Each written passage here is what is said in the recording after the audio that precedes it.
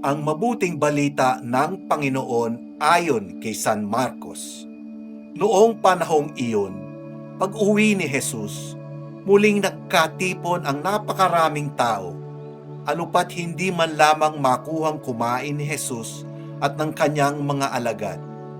Nang mabalitaan ito ng kanyang mga kasambahay, sila'y pumaroon upang kaunin siya, sapagkat ang sabi ng mga tao, nasisiraan siya ng bait.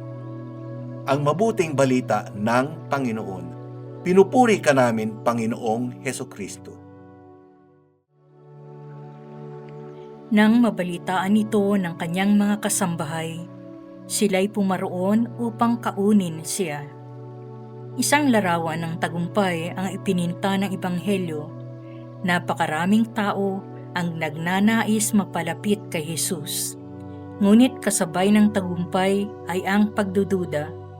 Ayon sa Ebanghelyo, ang kanyang mga kasambahay ay pumunta upang kaunin siya sapagkat ang sabi ng mga tao, nasiraan siya ng bait. Kahit ang sariling pamilya ni Jesus ay hindi agad nakaunawa sa kanyang misyon. Ito ay isang paalala sa atin.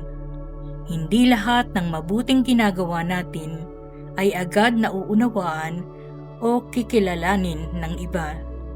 May mga pagkakataon na tila ba tayo'y nag-iisa sa paggawa ng tama. Kinukutya, pinagdududahan, o itinuturing na kakaiba. Ngunit huwag tayong panghinaan ng loob. Si Jesus mismo ang nagpamalas ng katatagan sa gitna ng mga maling akala. Hindi siya umurong sa kanyang misyon. Kahit hindi siya maunawaan ng kanyang sariling pamilya, sa halip, lalo pa siyang nagpatuloy dahil alam niya kung sino ang kanyang pinaglilingkuran at kung ano kalooban ng Ama ang dapat niyang tuparin.